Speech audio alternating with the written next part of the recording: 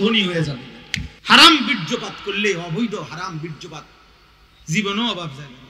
Sir কি একটু আইবা, স্যার কি একটু আইবা, অভাব আর যাইবে না।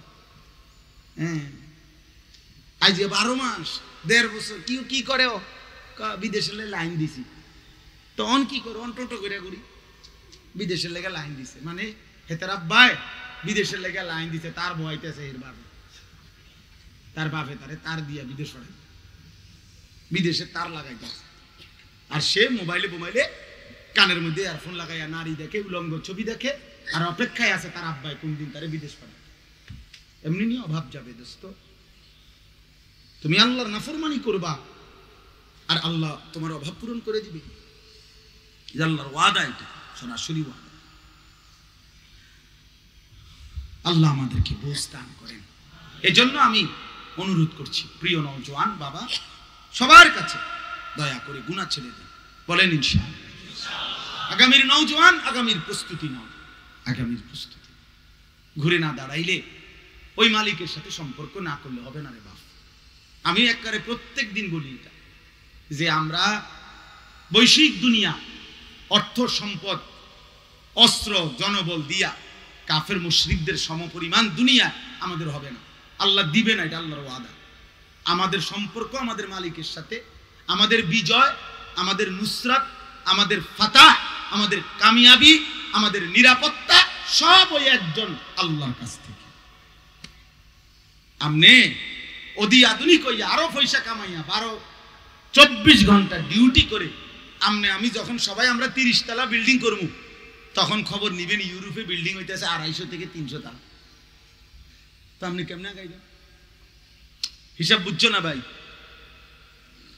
হ্যাঁ, আমার একদম বলতেছে, জাপান থাকে আমার এক দোস্ত পরিচিত, হুজুর এই সমস্ত দামি প্রাইভেট কার যেটি আমগো দেশে প্রাইভেট কার, এটির মধ্যে জাপানে ছাগলটা নেই। আপনারা যেসব প্রাইভেট কারে চলেন হুজুর, এটি দিয়ে জাপানে ছাগলটা নেই। তা আমরা তো বাবা প্রাইভেট কার, হেরা তো এগুলোতে ছাগলটা নেই। 8-10 তলা বিল্ডিং এ তো হ্যাঁ গরুর খামার, মুরগার খামার। কথা বুঝেন নাই আপনার? অতএব দুনিয়া আমাদের তাদের পরিমাণ হবে না ভাইয়া, হবে না, হবে না। আমাদের মালিক আল্লাহ, তার কাছেই আমাদের বিচয়, তার কাছেই আমাদের সাহায্য। আল্লাহর ওয়াদা দিছেন বান্দা, আল্লাহ বলছে বান্দা সাফ সাফ কথা, আমার কথা নড়বে না। আমি 1450 বছর আগে যা বলছি, 1450 বছর পরে 2025 এই কথা, আগামীতে যদি 1450 কোটি বছরও পৃথিবী থাকে, আমার এক কথা, যে ওয়াদাল্লাহুল্লাযীনা আমানু ওয়া আমিলুস সালিহাত, ওয়াদাল্লাহুল্লাযীনা আমানু মিনকুম ওয়া আমিলুস সালিহাত লা ইস্তাখলিফান্নাহুম ফিল আরদ। আল্লাহ বলে আমার ওয়াদা, তোমরা আমারে শতভাগ ঈমান বুঝাইয়া দিবা, শতভাগ আমল বুঝাইয়া দিবা, জমিনের বাদশাহী আমি বুঝাইয়া দেব। সুবহানাল্লাহ। কথা ক্লিয়ার, কোনো ফেসফুস নেই, মানে 50-50 হলো তো। এখন একটা ছেলে, একটা বাবা, একটা ভাই, কল্পনা করেন, ইনসাফের সাথে ভাবেন তো, মনে করেন আপনি, আমি ভাবি একটা মিনিট, যে নবীজি সাল্লাল্লাহু আলাইহি সাল্লামের সামনে 10,000 সাহাবী মনে করেন এখন বসা, মানে কল্পনা দিয়ে একটু ভাবেন, 10,000 সাহাবী বসে আছে নবীজি সাল্লাল্লাহু আলাইহি সাল্লামের সামনে। তো আমরা সিরিয়াল দিল যে 1 থেকে 10,000, মনে করেন একটা কি দিল, সিরিয়াল দিল। এখন বলেন তো 1 নম্বর আর 10,000 নম্বর যা, এই 10,000 সাহাবার মধ্যে 5 ওয়াক্ত নামাজ পড়ে কত ভাগ? কথা কয় না। 10,000 সাহাবীর মধ্যে থেকে কল্পনা করেন যে 5 ওয়াক্ত নামাজ পড়তেন কত ভাগ? হারাম থেকে বাঁচতেন কত ভাগ? মিথ্যা থেকে বাঁচতেন কত ভাগ? হালালের উপরে চলতেন কত ভাগ? তো বিজয় তাগো আসবো না, আমগুনি আল্লাহ তাআলা বলছে ঈমান আমল পূর্ণ সবাই, প্রথম জন শেষের জন, যখন আমি আল্লাহর কাছে ঈমান আমল বুঝাইয়া দিছে, আমি আল্লাহ তাআলা অর্ধ পৃথিবীর বাদশাহী বুঝাইয়া দিছি। এই জন্য ওই 3 আসন দিয়ে হইতো না, না হইতো না, 4 আসন দিয়ে হবে না, স্লোগান দিয়ে হইতো না। স্লোগান আমিও জানি, আলহামদুলিল্লাহ ছাত্র জীবনে আমি স্লোগানে সেরা ছিলাম। স্লোগান আল্লাহর রহমত আমার ওস্তাদরা বাইচে আছে এখনো জিগাইয়েন যে আনিস স্লোগান দিতে জানেন উড়ে এলাইছি স্লোগান দিয়ে স্লোগান না কলিজার খুন দিতে হবে কপালের সেজদা দিতে হবে শতভাগ আল্লাহর কাছে গোলামি বুঝাই দিতে হবে ঈমান বুঝাই দিতে হবে হাদিসের মধ্যে আছে নবী সাল্লাল্লাহু আলাইহি ওয়াসাল্লামকে সাহাবায়ে কেরাম জিজ্ঞেস করছে ইয়া রাসূলুল্লাহ উত্তম সঙ্গীকে উত্তম বন্ধুকে উত্তম সঙ্গীকে নবী সাল্লাল্লাহু আলাইহি ওয়াসাল্লাম বলেছে তিনটা সিফাত যার মধ্যে আছে সে উত্তম বন্ধু উত্তম সঙ্গী মান যাক্কারাকুম বিল্লাহি রুইয়াতু এক নম্বর হলো যাকে দেখলে যার দিকে নজর দিলে আল্লাহর কথা মনে পড়ে ওয়া যাদা ফি ইলমিকুম মানতিকুহু যার কথা শুনলে ইলম বাড়ে কোরআন সুন্নাহর ইলম বাড়ে ওয়া যাক্কারাকুম বিল আখিরাতি আমালুহু এবং যার আমল দেখলে আখিরাত মনে পড়ে রাসূলুল্লাহ সাল্লাল্লাহু আলাইহি ওয়াসাল্লাম বলেন সে উত্তম সঙ্গী তোমার উত্তম বন্ধু যার সাথে তুমি সম্পর্ক করতে পারো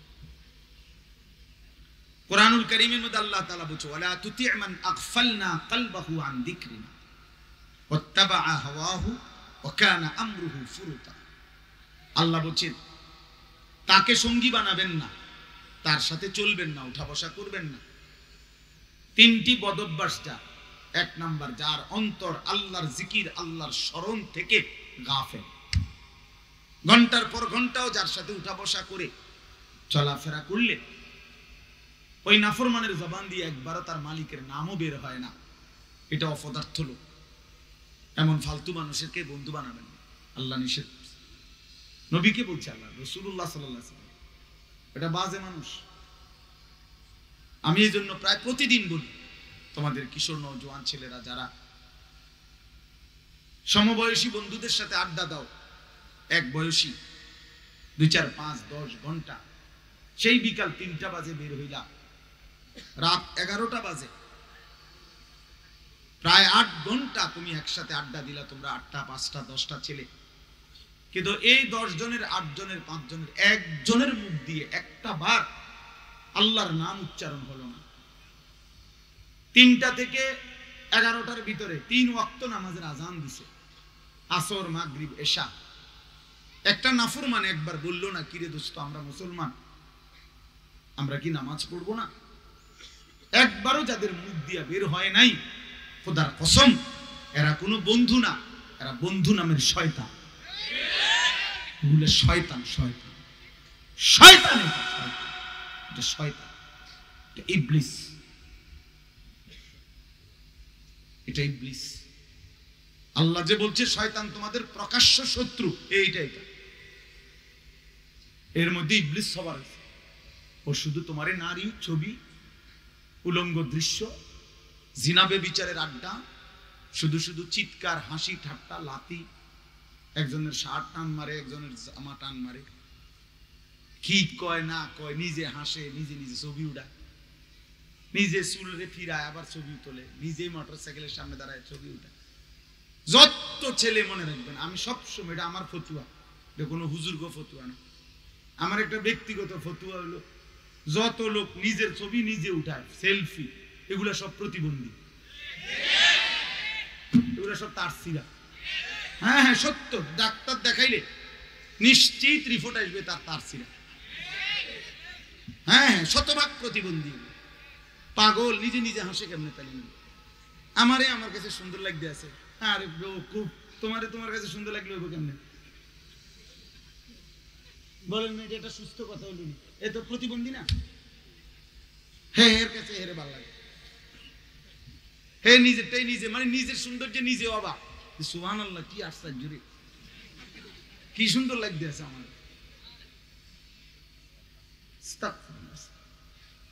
আর সমবয়সী কিছু অসৎ বন্ধু বলে দোস্ত সেরকম আমি অনেক সময় জিজ্ঞাসা করছি যে তুমি তারে জিজ্ঞাসা করো দোস্ত সেরকম তো বলছো সেটাকে সে যে মানে যার মতো আমারে লাগতেছে এখন তোমার কাছে মনে হইছে এই চুল পিছনের দিকে ফিরানোর কারণে সেরকমটা কে সে এটা কি গাঁজাখোর না ফুট্টাখোর না বাবাখোর জিগাইলা না? নাফরমান আল্লাহকে বন্দিগি যে করে না, তো তারে দেখতে কি জোনায়েদ বাগদাদির মতো মনে হয়? তাহলে গাঁজাখোরের মতোই তো মনে হবে, কোন ফুট্টাখোর বাবাখোরের মতোই তো মনে হয়, নাই তো কি? পরে কি আব্দুল কাদের জিলানী মনে হবে? এজন্য ওয়ালা তুতি মান আগফালনা কলবাহু আন যিকরিনা, আল্লাহ তাআলা বলেন যার দিল আমি আল্লাহর স্মরণ থেকে গাফেল, তাকে বন্ধু বানাবেন, সঙ্গী বানাবেন। ওয়াত্তাবা হাওয়াহু, এবং 2 আল্লাহ বলেন প্রত্যেক কাজে যে তার মনের চাহিদার অনুসরণ করে।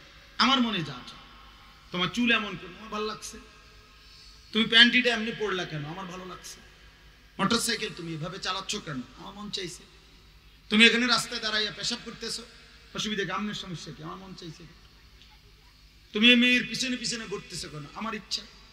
এই যে ইউর উইশ ইউর লাইফ, মানে তোমার পছন্দ তোমার জীবন, এটারে বলে ওয়াত্তাবা হাওয়াহু, যে তার মনের চাহিদার অনুসরণ করে। আল্লাহ বলেন এমন নাফরমানকে বন্ধু বানাবেন। এটা সুস্থ মানুষ। কোরআনুল কারীমের সূরা আরাফের মধ্যে আছে ওয়াত্তাবা হাওয়াহু ফামাসালুহু কামাসালিল কালব। আল্লাহ তাআলা বলছে মনের চাহিদার অনুসরণ করেছে, আল্লাহ উদাহরণ দিয়েছে তাকে, যে মনের চাহিদার অনুসরণ করে, নিজের মনে যা চায় তা, কিসের কোরআন, কিসের হাদিস, কিসের আল্লাহর হুকুম, কিসের নবীর হুকুম, বরং মনের চাহিদার অনুসরণ করে, খোদার কসম আল্লাহ বলছে তার উদাহরণ হলো কুত্তার মতো। আরে ঠিক কম লাগবে না, তুমি এমনি হনো, এটা তো কোরআনের তরজমা, তোমার ঠিকের লেগে বসে রয়েছে না, এটা 100% সত্য, কোরআন শরীফের অনুবাদ এটা, তুমি ঠিক কইলেও ঠিক, ঠিক না কইলেও ঠিক।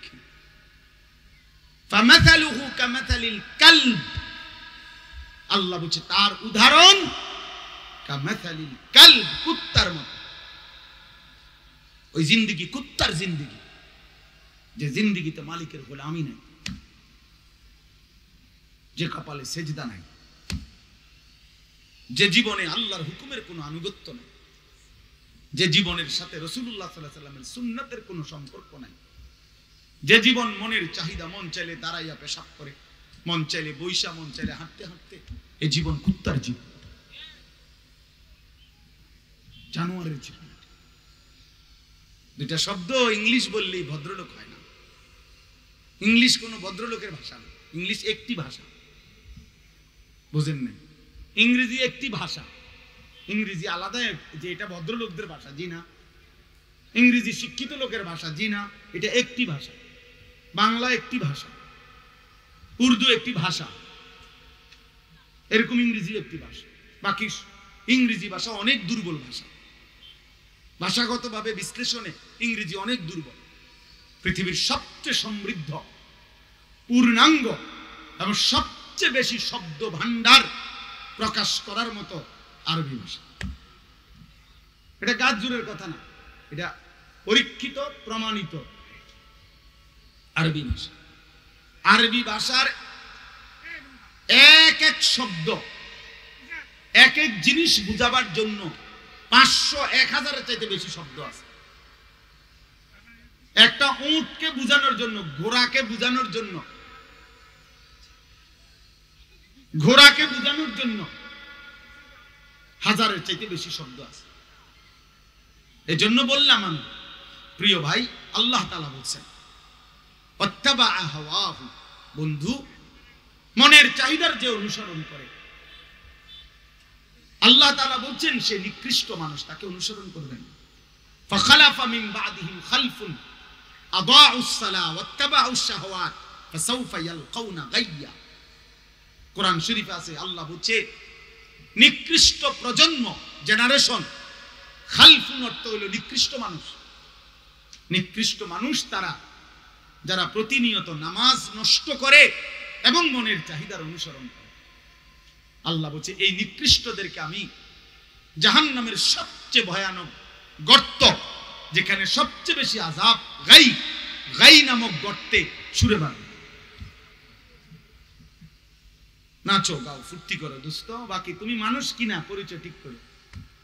মাঝে মাঝে যে সমস্ত ছেলেরা নারী ছবি আর মোবাইল আর অশ্লীল দৃশ্য নিয়ে পড়ে থাকো, যাদের কপালে এক ওয়াক্ত নামাজের সেজদা নাই, হ্যাঁ, মাঝে মাঝে নিজেরে মসজিদ থেকে বের হয় যে ইমানদার তার দিকেও একবার তাকাইও, আর রাস্তার পাশে যে কুত্তা দাঁড়ায় থাকে কুত্তার দিকেও একবার তাকাইও, এবং মিলাইও কার সাথে তোমার বেশি মানাইছে। তোমার মিল কার সাথে, যার লগে তোমার মিল তার লগে সেলফি তুলবে। তুমি আমার লগে ছবি উঠাইবা কিত্তা, তুমি আলেমের সাথে উঠাইবা কিত্তা, পাগল হও কিত্তা, ছবি দিয়া করবা কি? তুমি তো সেজদাই দাও না। তুমি তো মালিককে চেনো না। যে মালিক চিনে না, যে বানানেওয়ালা চেনে না, যে সৃষ্টিকর্তা চেনে না, সে তো পাগল আর মাতাল ছাড়া আর কিছু, সে তো অসুস্থ। ওয়াকানা আমরুহু ফুরতা। আর 3 নম্বরে আল্লাহ বলেন যার প্রত্যেক কাজে সীমা লঙ্ঘন, সে শুধু গুনাহ করে না, বাড়াবাড়ি করে গুনাহ না। এক তো গুনাহ করে, গুনাহ হয়ে গেছে, আরেকটা হলো গুনাহের সীমা লঙ্ঘন। আজকে 30 বছর সুদ খায়, এটা শুধু গুনাহ, এটা শুধু গুনাহ। বয়স 60 বছর হয়ে গেছে, বুড়া মিয়া অনবিরি খায়, এটা শুধু গুনাহ, এটা তো গুনার সীমা লঙ্ঘন। খোদার 365 দিনের 1 বছর, প্রিয় ছেলেরা বাবারা বলো, একদিনও ফজরের নামাজ পড়লা না যার জীবন, এটা শুধু গুনাহ, এটা তো অহংকার, এটা তো সীমা লঙ্ঘন, এটা তো বাড়াবাড়ি, এ তো গাদ্দার, এ তো গুনাহগার নয়, গাদ্দার, গাদ্দার। এ তো প্রকাশ্যে গুনাহ করে বেড়ায়। সকাল 7টা বাজে 8টা বাজে হাইওয়ান একটা সেজদা না দিয়া ফজরের নামাজ না পড়ে বেরাস নিয়া নিজে সাদওয়ানে আইয়ে বেরস করতে করতে, হ্যাঁ, বেরস করতে করতে আসে ভদ্রলোক, বেরস করতে করতে চা দোকানে আসে। বাবা, বাপটা এমন হচ্ছে আমি ভদ্রলোক, আপনি ভদ্রলোক, আপনি অসভ্য লোক, অভদ্র লোক, যার কপালে মালিকের সেজদা নাই। এই জন্য বললাম, আল্লাহ তাআলা বলছেন বন্ধু তাদেরকে সঙ্গী বানাবেন না। আল আখিল্লাউ ইয়াউমাইদিন বা'দুহুম লিবা'দিন আদুউন ইল্লাল মুত্তাকিন। সবাই মনে রাখতে হবে, পাঞ্জাবিওয়ালারাও অনেক নওজোয়ান, নওজোয়ান উঠতি বয়সের অনেক হুজুর, পাঞ্জাবিওয়ালাও পাগল হয়ে গেছেন মোবাইলের ছবি উঠাইতে বললে। আপনারাও মুসিবতে পড়বেন, পরিষ্কার বললাম, সাফ বললাম। আমি দেখছি এখনো অন্যান্য সময় পাঞ্জাবিওয়ালারাও যদি ব্যস্ত হয়ে যান, মোবাইল নিয়ে ব্যস্ত হয়ে যান, তো মনে রাখবেন অভিশপ্ত, লানত, মুসিবত আমি সবার উপরে আসবে। হাদিসের মধ্যে আছে, নবী সাল্লাল্লাহু আলাইহি সাল্লাম বলছেন, বনি ইসরাইলের মানুষ যখন নাফরমানি করছিল, তো কিছুদিন তাদের উলামারা তাদেরকে নিষেধ করছিল গুনাহ থেকে। কিছুদিন পরে যখন গুনাহ থেকে ফিরে নাই, তখন বনি ইসরাইলের উলামারাও পাবলিকের মতো মিশে গেছে। শেষ পর্যন্ত আল্লাহ তাআলা উভয়কে একসাথে করে ধ্বংস করে দিয়েছে। এটা কোরআন শরীফ আছে, যালিকা বিমা আসাউ ওয়া কানু ইয়াতাদুন, এই আয়াতের তাফসীর আছে। আপনি দেখেন, আমি দায়িত্ব নিয়েই বললাম, এখানে সব উলামায়ে কেরাম আছে। এজন্য সবাইরে বলল, আপনি বলবেন হুজুর গারে আলগা বললে ভালো হইতো না, আপনি ছবি উঠে নেন, আলগা কইতাম কি বলেন হুজুর, আপনি এনে উঠাইলো কেন ছবি? তাহলে আপনি এনে উঠাইলেন, আমরা আলগাত কইতাম কেন?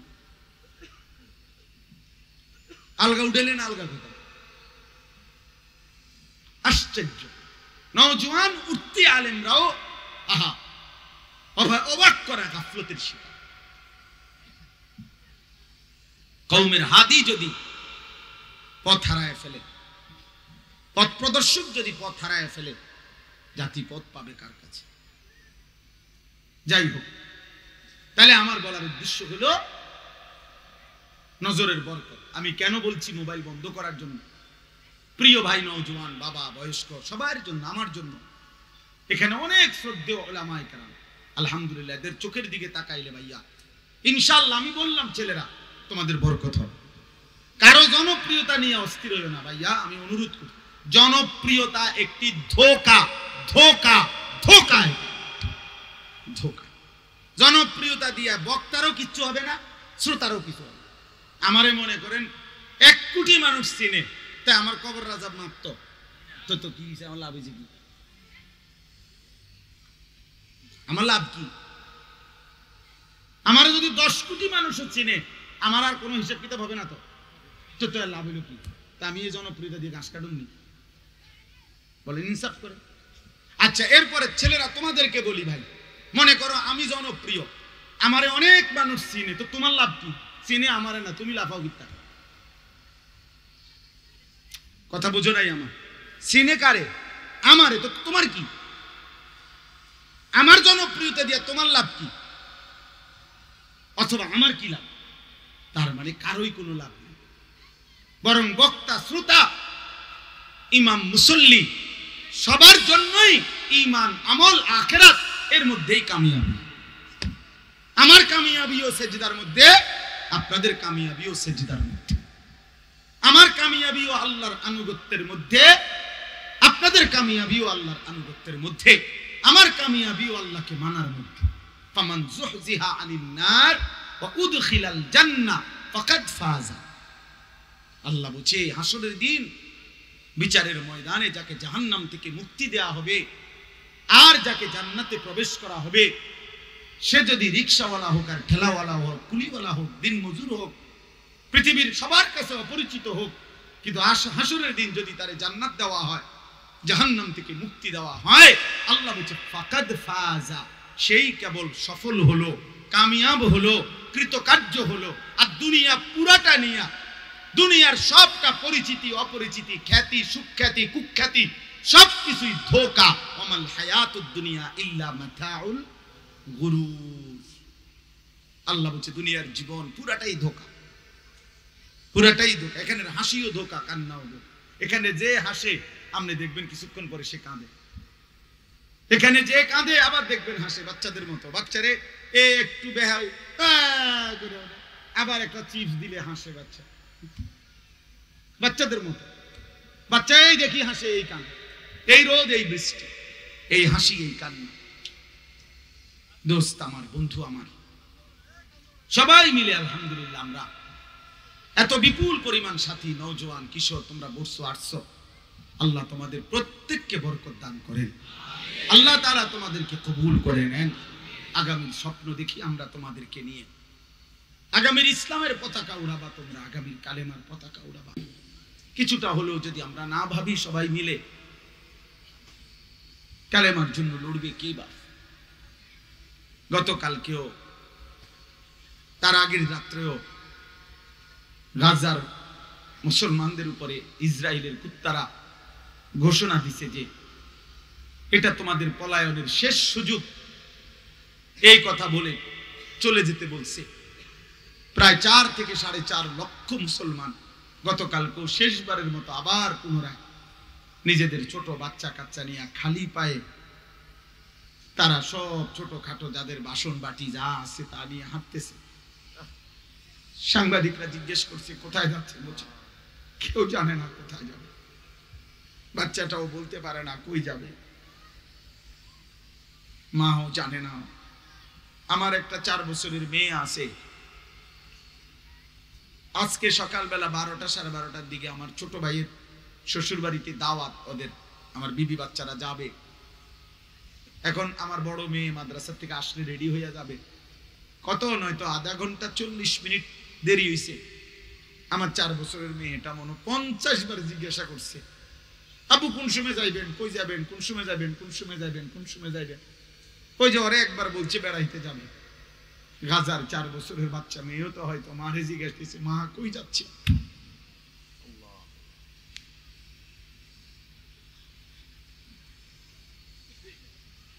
12 কিলোমিটার পায়ে হাইটা এতিম বাচ্চা একটা রুটির জন্য হাত পাতছে। একটা রুটি যখন মিলছে, তখন এই রুটিটা যখন নিয়ে ফিরতেছিল ছেলেটা, বেঈমানের গুলির আঘাতে তার বুকটা ঝাঁঝরা হয়ে গেছে, ও আর খাইতে পারে না। যেই নৌবহর রওনা দিছিল দোস্ত, তাদের 44টার চাইতে বেশি জাহাজ আটকায় ফেলছে ইসরায়েল। বিবেকবান সামান্যতম বিবেক আছে সেই মানুষগুলোকে পর্যন্ত ন্যূনতম ত্রাণটুকু দেওয়ার সুযোগ দিচ্ছে না। এটা এই পৃথিবীর ঘটনা। এটা নূহ আলাইহিস সালামের যুগের ঘটনা রে দোস্ত, না। এটা মূসা নবীর আমলের ঘটনা না। এটা 2025 সালের এই পৃথিবীর ঘটনা, এই বর্তমান রানিং পৃথিবীর ঘটনা। অতএব দোস্ত আমার, বন্ধু আমার, আমি নিয়ম মাফিক কোনো ওয়াজ করতে আসি না, আমি পারিও না, নিয়ম মাফিক বুঝিও না। আমি বুঝি তোমরা মনে করাইতে আসছি। তোমরা কিশোর নওজোয়ান যে পরিমাণ নারী, ছবি, মোবাইল, অস্থির দৃশ্য, আমার বাপ তোমরা যে পরিমাণ ব্যস্ত হয়ে গেছো, এমনি একটা জাতি টিকে না। এত বেনামাজি নিয়ে একটি সমাজ, আল্লাহর রহমত আসবে না। যে কোনো মুহূর্তে বাপ আযাব আসবে, আযাব আসবে। আমাদের পার্বত্য চট্টগ্রাম যে কোনো সময় কাইটা ফেলবে। হ্যাঁ, যে কোনো সময় কাটে। আমাদের মানচিত্র দেখা কোনো ছেলে দেখো মানচিত্র বাংলাদেশের কেমনে বানাইছে, মানচিত্রের এই সাইডে পার্বত্য চট্টগ্রামের এই সাইডে এমন সিস্টেম, এটা যদি কেচি দিয়া কাটে এটা আলগা পড়ে যাবে। এটা থেকে ঠিক আমাদের পার্বত্য চট্টগ্রাম এই মডেলের, যে কেটে ফেললে আলগা হয়ে যায়। এই মুহূর্তেও খাগড়াছড়িতে প্রতি মুহূর্তে আজকে কয়েকদিন ধরে, সপ্তাহখানিকের চাইতে বেশি, প্রতিদিন রক্ত ঝরছে বাংলাদেশে। দোস্ত বাংলাদেশে তুমি নারী দেখো, মোবাইল দেখো, তোমার চুলের ফ্যাশনই শেষ হইল না, আর তুমি এক ওয়াক্ত নামাজের সেজদা দিতে রাজি না। তুমি প্রত্যেক আজানের সাথে সাথে কুত্তা যেমন খেউ খেউ করে আজান দিলে, আর নাফরমান বেনামাজিও আল্লাহকে বৃদ্ধাঙ্গুলি দেখায়, এই মাওলা আরো দিতে পারবা আজান, আরো ডাকতে পারবা, আমি বেঈমান সেজদা দিতাম না তোমারে। আল্লাহ কি বলছে? কেন বললো নয়তো? ফামাসালুহু কামাসালিল কালব, বললো কেন? যে তার উদাহরণ কুত্তার মতো কেন বললো? আজান দিলে কুকুরে না খেউ খেউ করে ভাগ্যা যায়, মুমিন কেমনে ভাগে?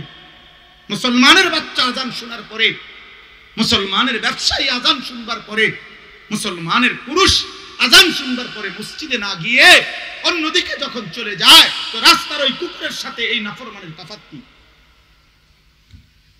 বলো না ছেলেরা, বলো। মনে রাখো বাপ, তোমাদের আযাব তোমরা টাইনা আনতেছ। কবরের আযাব পরে হবে, আখিরাতের আযাব তো আছেই, তো দুনিয়ার আযাবও টেনে আনছো। আমি অনুরোধ করলাম, আমি মনে করাই দিলাম, এই নারী, ছবি, অস্থির দৃশ্য, এই জিনা ব্যভিচারের দৃশ্য, দিনের পর দিন ছেলেরা তোমাদের বীর্যপাত হয় নারী দেখলে, ছবি দেখলে, অস্থির দৃশ্য দেখলে, হারাম ছবি দেখলে, হারাম কল্পনা করলে, নিজের হাত নিজের লজ্জাস্থানে হারাম ব্যবহার করলে বীর্যপাত হয়। আর এতে করে শরীরটা অপবিত্র থাকে, নাপাক থাকে, আল্লাহর লানত বর্ষিত হয়। লা ইয়াজনি জানি হিনা ইয়াজনি ওয়া হুয়া মুমিন, নবী সাল্লাল্লাহু আলাইহি সাল্লামের বিশুদ্ধ হাদিস। জিনাকারী যখন জিনা করে সে মুমিন থাকে না। খোদার কসম, আমি জিজ্ঞাসা করি হুজুর ভাই, তোমরা জিজ্ঞাসা করো, লা ইয়াশরাবু খামরা হিনা ইয়াশরাবু ওয়া হুয়া মুমিন, নেশাখোর মদখোর যখন নেশা করে মুমিন থাকে না, নবী বলছে নাকি? লা ইয়াসরিকু সারিকু হিনা ইয়াসরিকু ওয়া হুয়া মুমিন, নবীজি বলছে চোর যখন চুরি করে সে মুমিন থাকে না। আর আল্লাহর নবী বলছে, খোদার কসম বাবা, নবী বলছে চোখ দিয়ে ভিন নারী দেখলে এটা চোখের জিনা। হাত দিয়ে কোন নারীকে ছুঁয়ে দিলে, যে নারী ছুঁয়ার অনুমতি নাই, এটা হাতের জিনা। কান দিয়ে কোন নারীর হারাম ভালোবাসার হারাম গল্প শুনলে এটা কানের জিনা। পাও দিয়ে কোন হারাম নারীর সাথে, কোন মেয়ের সাথে চলাফেরা করলে, হাঁটা চলা করলে এটা পায়ের জিনা।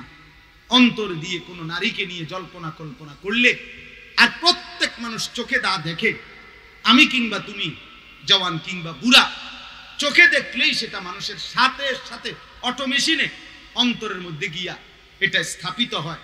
এরপরে অন্তর প্ল্যান করে, প্রোগ্রাম করে, আর কি করা যায়, আগামুনি আর কোনো সুযোগ সুবিধা আছে কিনা, এই সব। এই জন্য আরবি ভাষায় বলা হয় আল আইনু মিরআতুল কলব, চোখ হচ্ছে অন্তরের আয়না। অন্তরের কি আয়না। তাইলে এই অন্তর যদি নারীকে নিয়ে কল্পনা করে তো এটা অন্তরের জিনা। আর আল্লাহর নবী বলেন লজ্জাস্থান যেই জিনা করে সেটাও জিনা। তাহলে চোখেরটাও জিনা, হাতেরও জিনা, কানেরও জিনা, চোখ আরে পায়েরও জিনা, অন্তরেরও জিনা, লজ্জাস্থানেরও জিনা। এই জন্য বিবাহ বহির্ভূত কোনো প্রেম এই শব্দ ব্যবহার করার সুযোগ নাই। নবী বলছে এটা জিনা। বিবাহে বহির্ভূত ছেলে মেয়ের সম্পর্ক এটা ভালোবাসা না, এটা প্রেম না, হ্যাঁ এটা জিনা। জিনা জিনা ব্যভিচার, লম্পট লম্পট লম্পট, চরিত্রহীন ছাড়া কিছু। এটা খবিস খবিস খবিস। ওই ছেলেটাও খবিস, ওই মেয়েটাও খবিস। খবিস খবর শিকার বি তালিবাস্য খবিস। আর আল্লাহ নবী সাল্লাল্লাহু আলাইহি সাল্লাম বাথরুমে ঢুকতে, পায়খানায় ঢুকতে খবিস থেকে পানা চাইতেন, চাইতেন না? হ্যাঁ খবিস। নবী বলছে আল্লাহ বাথরুমের থেকেও নিকৃষ্ট খবিস, পেশাব পায়খানার থেকেও খবিস নিকৃষ্ট। এই জন্য আল্লাহ পেশাব পায়খানায় যাইতে আসি, কিন্তু খবিস থেকে মাফ চাই, পানা চাই। খবিস। এই জন্য নারীর ছবি দেখে যে খবিস বেটা তুই, নারীকে নিয়ে হারাম কল্পনা কর। নারীর চাহিদা তোমার, এটা তো আল্লাহ দিছেন, তো এটা পূরণ হবে। খাবারের চাহিদা যার আল্লাহই দিছেন, ক্ষুধা তো আল্লাহ তো খাবারের ব্যবস্থা করছেন। তৃষ্ণা তো আল্লাহ দিছেন, তো পানির ব্যবস্থা তো আল্লাহই করছেন। তো লজ্জাস্থানের চাহিদাও আল্লাহই দিয়েছেন, তো সেটা পূরণের জন্য হালাল স্ত্রী, বৈধ স্ত্রী আল্লাহ বলছেন আমি দেব তো বান্দা। এটা আল্লাহর ওয়াদা কোরআন শরীফে, আমি তোমার স্ত্রী দেব তোমারে। আর দিলে না, তোমার স্ত্রী যখন মিলবে লিতাসকুনু ইলাইহা, আমি আল্লাহ তোমার বিবির মাধ্যমে দিল সুকুন করে দেব, শান্ত করে দেব। আগুন লাগাইলে তো দিল শান্ত হবে না। গুনাহ তো আগুন, গুনাহ আগুন নেই, কথা কয় না। আমার শায়েখ আরিফ বিল্লাহ হাকিমুন নফস আল্লামা মুফতি মুশতাকুর নবী কাসিমি জীবন ভর চিল্লায় চিল্লায় বলে যে আল্লাহর বান্দা গুনাহ আগুন, গুনাহ আগুন, গুনাহ আগুন, গুনাহ আগুন লাগলে তো দিল শান্ত হয় না বাপ। এই জন্য ভিন নারী তো দেখা গুনাহ, আর গুনাহ তো আগুন। হারাম ছবি দেখা তো গুনাহ, নারী দেখা তো গুনাহ, নর্তকীর নাচ দেখা তো দোস্ত গুনাহ। আমি কেমনি বললে বুঝতে, আরো যদি কাছে পাইতাম একলা আরো কইতাম। এখন তো সব হুজুর মৌলানা ওলামা বয়স্ক মুরব্বী, আমার তো শরম লাগে একটু বেশি।